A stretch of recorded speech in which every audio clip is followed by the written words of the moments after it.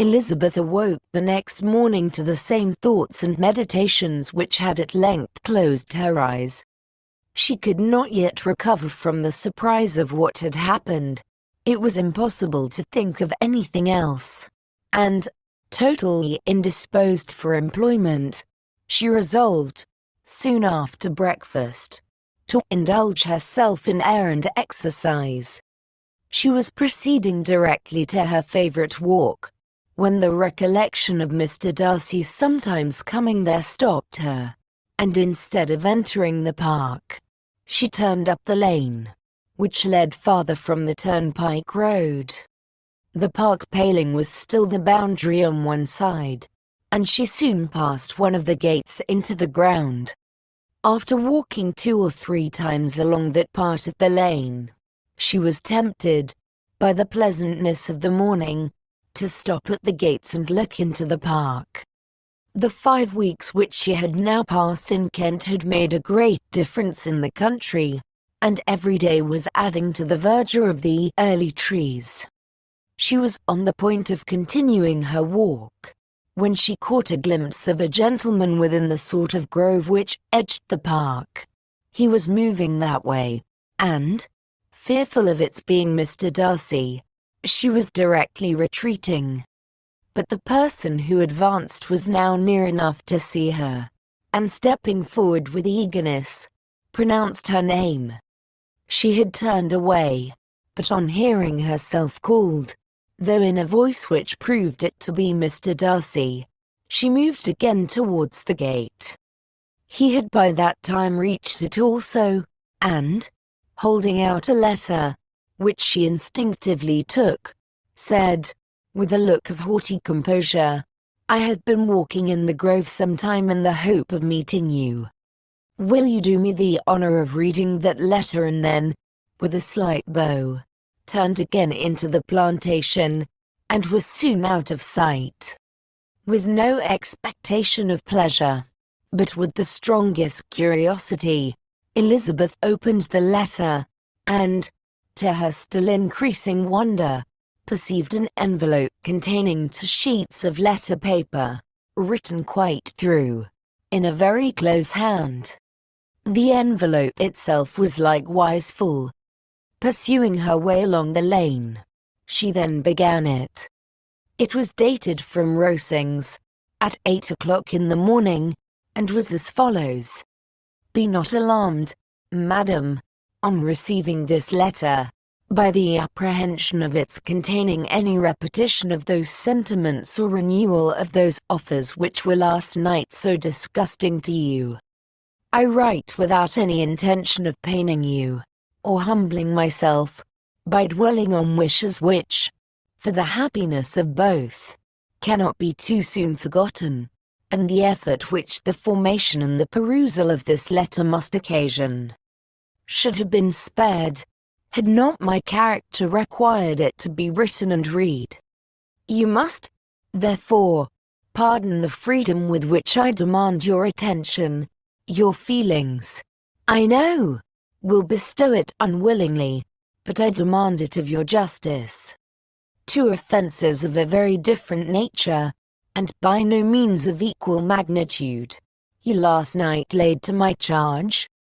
The first mentioned was, that, regardless of the sentiments of either, I had detached Mr. Bingley from your sister, and the other, that I had, in defiance of various claims, in defiance of honor and humanity, ruined the immediate prosperity and blasted the prospects of Mr. Wickham. Wilfully and wantonly to have thrown off the companion of my youth, the acknowledged favorite of my father, a young man who had scarcely any other dependence than on our patronage, and who had been brought up to expect its exertion, would be a depravity, to which the separation of 2 young persons, whose affection could be the growth of only a few weeks, could bear no comparison. But from the severity of that blame which was last night so liberally bestowed, respecting each circumstance, I shall hope to be in the future secured, when the following account of my actions and their motives has been read. If, in the explanation of them, which is due to myself, I am under the necessity of relating feelings which may be offensive to yours, I can only say that I am sorry. The necessity must be obeyed, and further apology would be absurd. I had not been long in Hertfordshire before I saw, in common with others, that Bingley preferred your elder sister to any other young woman in the country. But it was not till the evening of the dance at Netherfield that I had any apprehension of his feeling a serious attachment. I had often seen him in love before.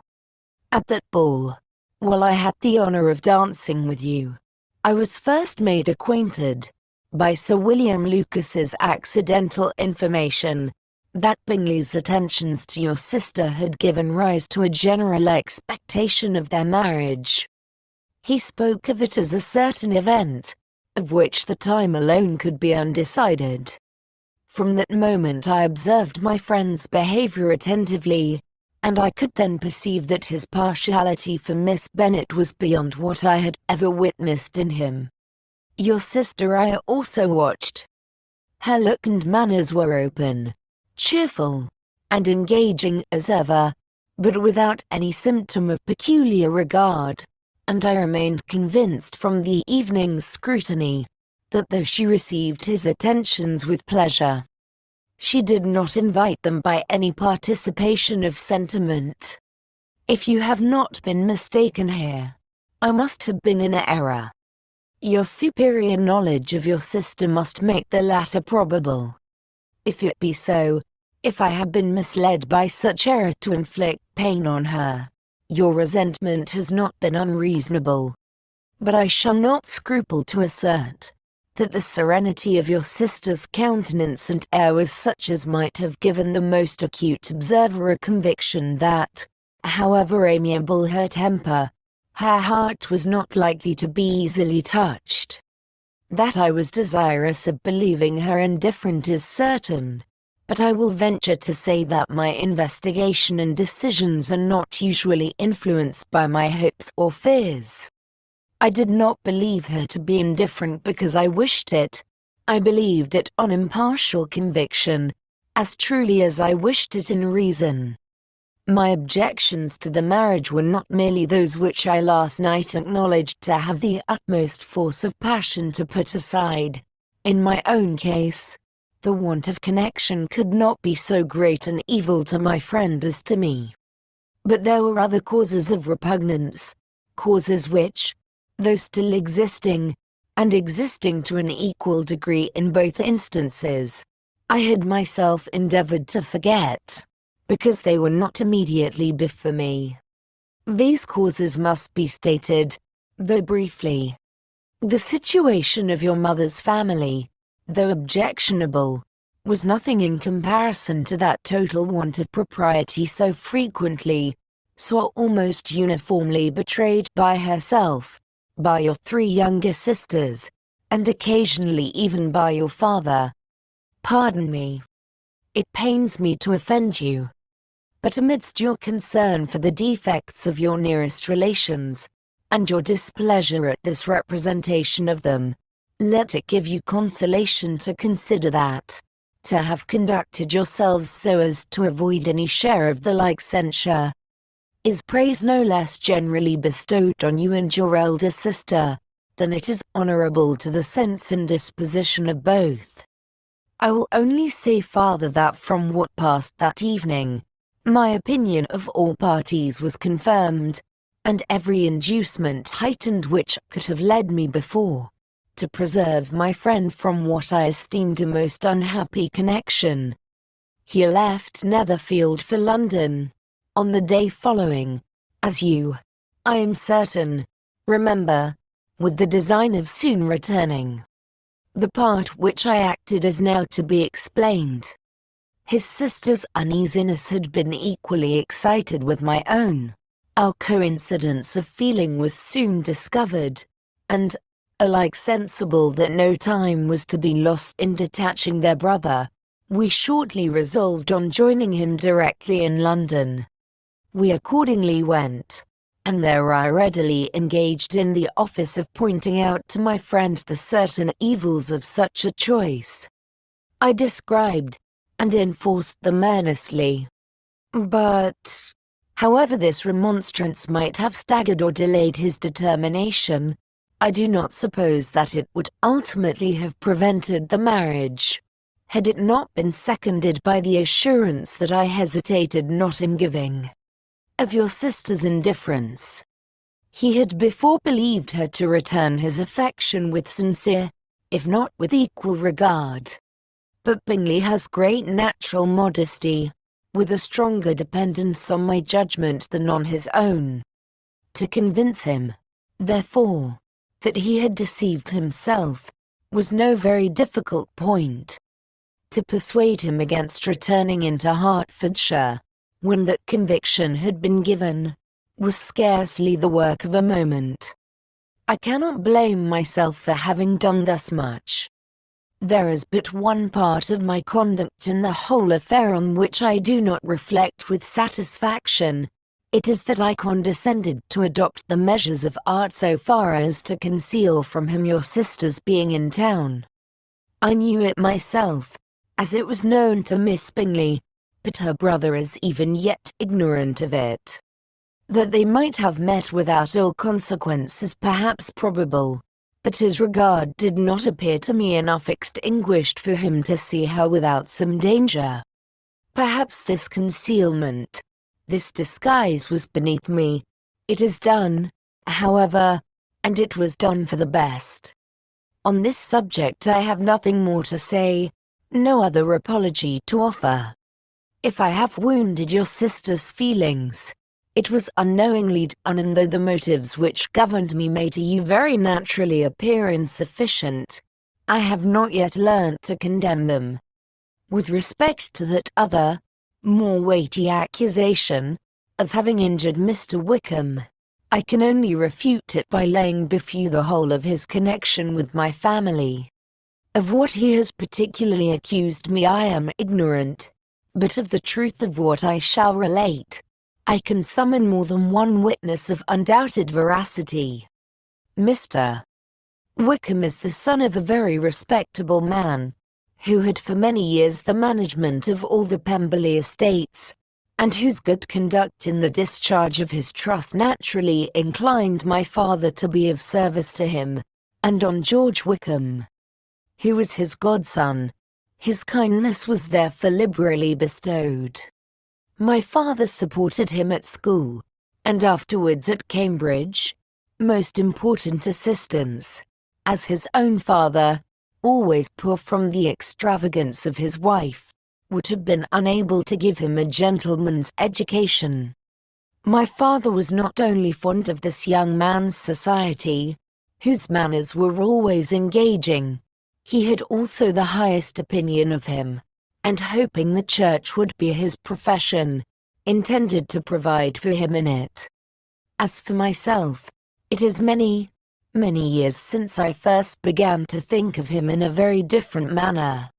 The vicious propensities, the want of principle, which he was careful to guard from the knowledge of his best friend, could not escape the observation of a young man of nearly the same age with himself, and who had opportunities of seeing him in unguarded moments, which Mr. Darcy could not have.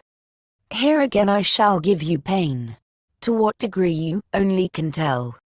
But whatever may be the sentiments which Mr. Wickham has created, a suspicion of their nature shall not prevent me from unfolding his real character. It adds even another motive. My excellent father died about 5 years ago, and his attachment to Mr. Wickham was to the last so steady, that in his will he particularly recommended it to me, to promote his advancement in the best manner that his profession might allow, and if he took orders, desired that a valuable family living might be his as soon as it became vacant. There was also a legacy of £1,000. His own father did not long survive mine, and within half a year from these events, Mr. Wickham wrote to inform me that, having finally resolved against taking orders. He hoped I should not think it unreasonable for him to expect some more immediate pecuniary advantage, in lieu of the preferment, by which he could not be benefited. He had some intention, he added, of studying law, and I must be aware that the interest of £1,000 would be a very insufficient support therein. I rather wished, than believed him to be sincere, but, at any rate, was perfectly ready to accede to his proposal. I knew that Mr. Wickham ought not to be a clergyman. The business was therefore soon settled. He resigned all claim to assistance in the church, were it possible that he could ever be in a situation to receive it, and accepted in return £3,000. All connection between us seemed now dissolved. I thought too ill of him to invite him to Pemberley, or admit his society in town. In town I believe he chiefly lived, but his studying the law was a mere pretence, and being now free from all restraint, his life was a life of idleness and dissipation. For about 3 years I heard little of him, but on the decease of the incumbent of the living which had been designed for him, he applied to me again by letter for the presentation. His circumstances, he assured me, and I had no difficulty in believing it, were exceedingly bad. He had found the law a most unprofitable study, and was now absolutely resolved on being ordained, if I would present him to the living in question, of which he trusted there could be little doubt. As he was well assured that I had no other person to provide for, and I could not have forgotten my revered father's intentions. You will hardly blame me for refusing to comply with this entreaty, or for resisting every repetition to it. His resentment was in proportion to the distress of his circumstances, and he was doubtless as violent in his abuse of me to others as in his reproaches to myself. After this period every appearance of acquaintance was dropped. How he lived I know not. But last summer he was again most painfully obtruded on my notice. I must now mention a circumstance which I would wish to forget myself, and which no obligation less than the present should induce me to unfold to any human being. Having said thus much, I feel no doubt of your secrecy. My sister, who is more than 10 years my junior, was left to the guardianship of my mother's nephew, Colonel Fitzwilliam, and myself. About a year ago, she was taken from school, and an establishment formed for her in London, and last summer she went with the lady who presided over it, to Ramsgate, and thither also went Mr. Wickham, undoubtedly by design. For there proved to have been a prior acquaintance between him and Mrs. Young, in whose character we were most unhappily deceived, and by her connivance and aid, he so far recommended himself to Georgiana, whose affectionate heart retained a strong impression of his kindness to her as a child, that she was persuaded to believe herself in love, and to consent to an elopement. She was then but 15, which must be her excuse, and after stating her imprudence, I am happy to add, that I owed the knowledge of it to herself. I joined them unexpectedly a day or 2 before the intended elopement, and then Georgiana, unable to support the idea of grieving and offending a brother whom she almost looked up to as a father, acknowledged the whole to me. You may imagine what I felt and how I acted. Regard for my sister's credit and feelings prevented any public exposure, but I wrote to Mr. Wickham, who left the place immediately, and Mrs. Young was of course removed from her charge.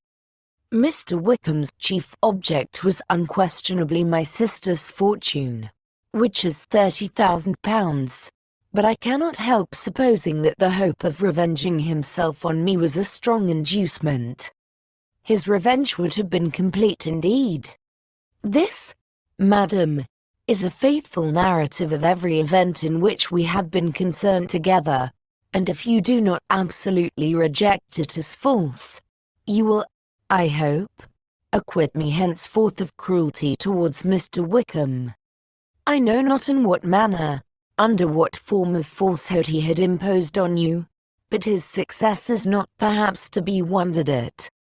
Ignorant as you previously were of everything concerning either, detection could not be in your power, and suspicion certainly not in your inclination.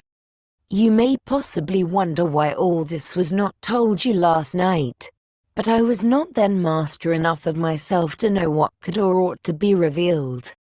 For the truth of everything here related, I can appeal more particularly to the testimony of Colonel Fitzwilliam, who, from our near relationship and constant intimacy, and, still more, as one of the executors of my father's will, has been unavoidably acquainted with every particular of these transactions.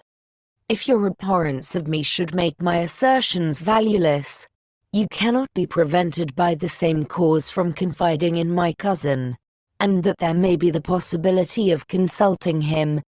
I shall endeavor to find some opportunity of putting this letter in your hands in the course of the morning. I will only add, God bless you. Fitzwilliam Darcy.